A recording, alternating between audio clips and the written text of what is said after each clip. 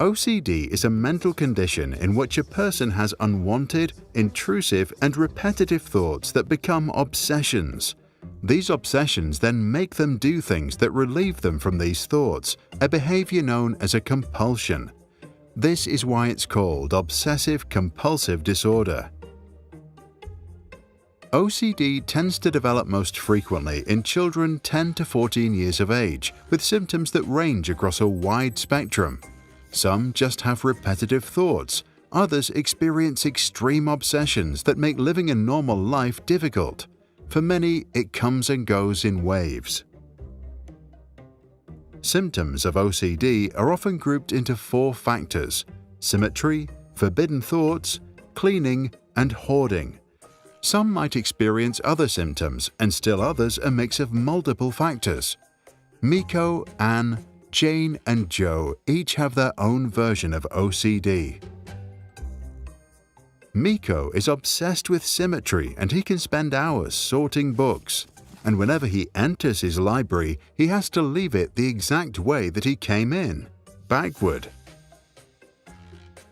Anne began having forbidden negative thoughts after she lost her mum. Ever since, she's constantly afraid that others around her might die, including herself. Her forbidden thoughts can strike at any time. Her heart starts pounding and a terrifying image crosses her mind.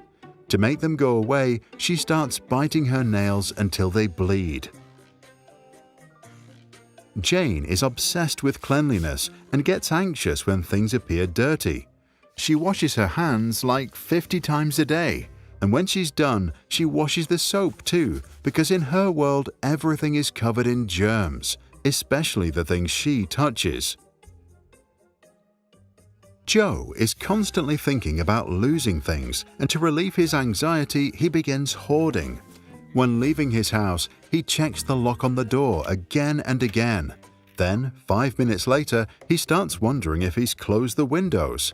And so he returns, thinking he was so obsessed about locking the door that he might have missed the windows. So how come that in a group of people, just some have OCD? People with OCD are often born with a genetic predisposition, with about 1 in 4 having an immediate family member with the disorder. At some point in life, environmental factors such as childhood trauma can initiate the onset of OCD or exacerbate its intensity. While the neurobiological origins are still being studied, brain areas regulating thought processing may be disrupted in minds with the disorder. As a result, their thoughts can't shift properly and instead get stuck, repeated, and lead to a loss of control. Someone who has to check if they lock the door over and over again has the thought, "Did I lock?" repeating endlessly without being resolved.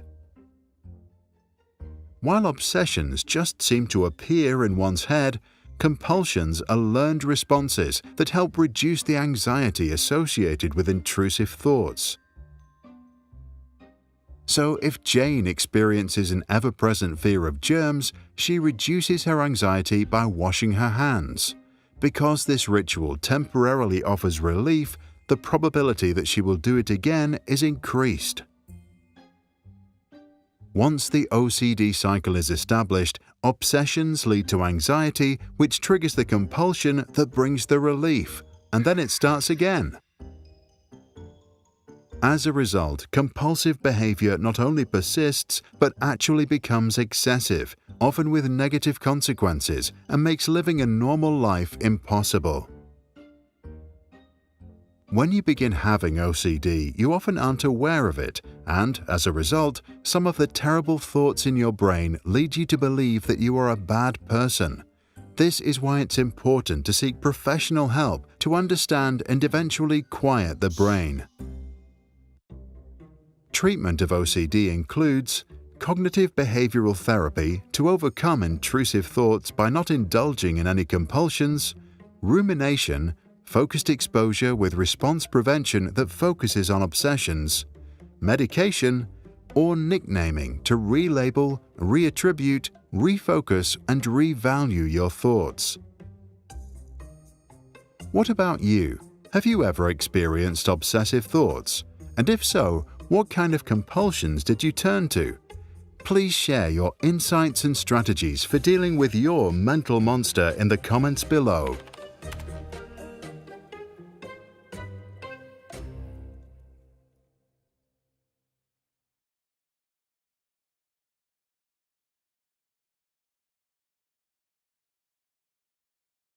If you found this helpful, check out our other videos and subscribe. If you want to support our work, join us on patreon.com/sprouts. For more information and additional content, visit sproutschools.com.